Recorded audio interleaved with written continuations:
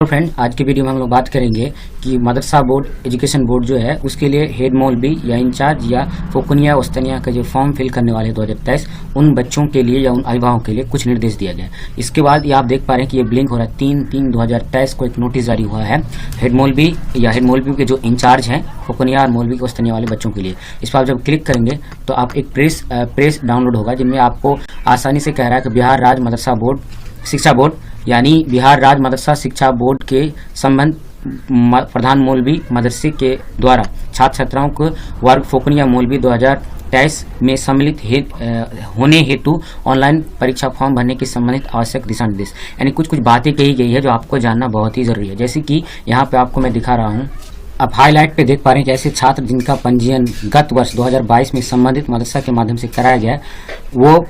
परीक्षा फॉर्म नहीं भरे हो व छूट गए हो या अमान्य, यानी कहने का मतलब है जिसने 2022 में पंजीकृत यानी रजिस्ट्रेशन किया था लेकिन किसी कारणवश उसने फॉर्म फिल नहीं किया हो, उनके लिए दोबारा यानी उसको छूट दी गई है कि वो आवेदन मदरसा में उपलब्ध वेबसाइट पे आवेदन कर सकता है। दूसरा है कि ऐसे छात्र जो 2022 में परीक्षा में फेल हो गए हैं या वहाँ पे अनुपस्थित रहे यानी गया ही नहीं परीक्षा देने के लिए, तो उन बच्चों को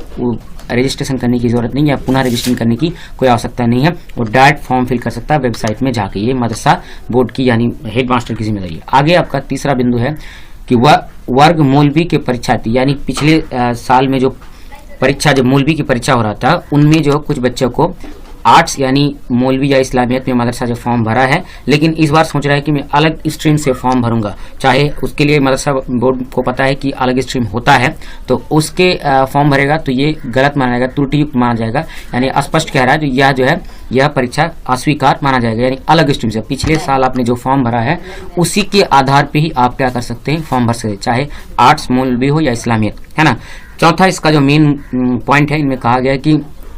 जिसने भी आपने फॉर्म भरा किसी कारणवश आपका फोकनिया या मौलवी का फॉर्म कट गया या आप पेमेंट नहीं हुआ, सक्सेस नहीं हुआ, लेकिन आप फिर दोबारा उसको फॉर्म नहीं भरने की जरूरत है। आप उसके जो रेफरल कोड है रेफरल कोड से पे वाया एप्लीकेशन आईडी ऑप्शन में जाके आप कैंडिडेट एप्लीकेशन आईडी या कैंडिडेट रेफरल आईडी को डाल के आप दोबारा पेमेंट कर सकते हैं। लेकिन अगर आप डबल पेमेंट कर देते हैं यानी दोबारा, तो कोई भी पेमेंट इसका रिफंड नहीं होगा, ये कहा गया निर्देश में। अगला पॉइंट जो आपको जानना जरूरी है वो क्या कहा गया, जो इनमें 2023 में सम्मिलित होने वाले छात्र छात्राओं के लिए यानी फोकनिया के लिए 1000 रुपये और मौलवी के लिए 1100 रुपये निर्धारित किया गया जो ऑनलाइन भुगतान होगा। और ये सब जिम्मेदारी किन के ऊपर है, हेड मौलवी के ऊपर। उसके अलावा और इसका जिम्मेदारी है यानी